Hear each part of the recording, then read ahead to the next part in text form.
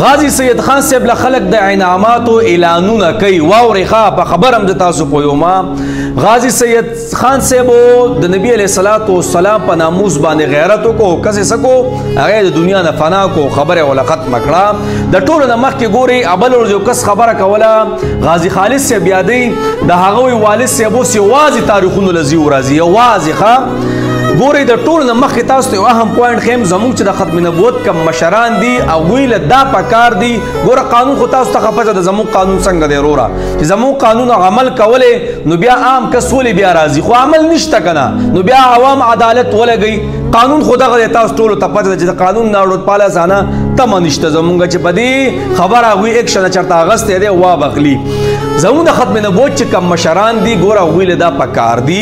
چې د داسې خبرو دپاره یو کمیټي سازه کي هر کله چې یو کس راپاسي چې نبي علیه السلام په ناموس باندې غیرت وکړي او کس دنیا نه پناه کړي نو د ده مخکې چې وروسته چې کومه زندګي ده د تاڼه د تحصیلو د وکیلانو د ججانو جناب د دې دپاره یو تنظیم ورله پکار دی د ټولو مسلمانانو یو تنظیم پکار دی په دې ټیم کې خو ما ورته زنده‌باد مرده‌باد او غازي صاحب زنده‌باد مرده‌باد انعامات او یو خوا بلې بل خوا وروره والد صاحب لزي تصویران ورسره وباسئ و یو څو ورځې کې به دا خبره مکمل ختمه شي او چې ختمه شي بیا دغه کس په خپله منډې تړلې یوازې وایي د ټولو نه مخکې د ختم نبوت چې کوم مشران دي هغوی له ګوره موږ ټول د ختم نبوت مشران یو خو بیا دا یو کس خپله ډیوټي دی یو قسم نه الله والا په هر یو کار کې مهارت ورکړی نو کم چې زموږ د ختم نبوت کم یو لوی یو شورا ده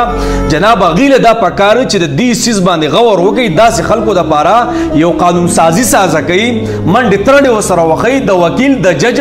د ایس ایچ او ډي پی او ورسره د قانون جناب بندوبست وکړي دا غریبانان د نبی علیه السلام په نوم غیرت وکړي کس مردار کې خو بیا یې موت یوازې پرېږدو هکو داسې نه ماته ووایې ځه غازي خالد صاحب لاړی که نه خیال لیکړی والله که څوک یې اوس پاله سانه یادوي نو دا ګرمه ده جناب ګرمه کې بیا یو تصویران او ټق او ټوق او یو ځای لځه او بل ځای لځه خو میاشت نیمه کې بیا هېڅ نه نو جنابو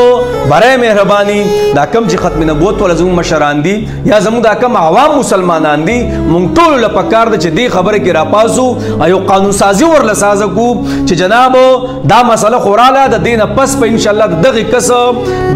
د مشرانو د کشرانو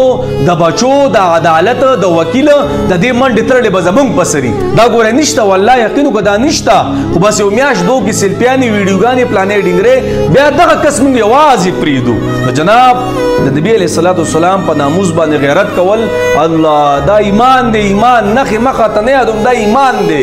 دا سوچه ایمان دی خو داسې کس بیا موږ یوازې پریدو نو داسې کس یوازې پرېښودل په ګرمه کې درس دروس کول او وروسته بیا یوازې پرېښودل دا نه دي پکار د دې دپاره قانون سازي پکار ده بیا خاص کر زموږ د ختم نبوت کم مشران چې دي هغې له په دې خبره ګوره فکر پکار ده چې دا وکوي دې دپاره یو لایحه عمل تیار کړي دا کسان یوازې بیا مه پرېږدئ الله اکبر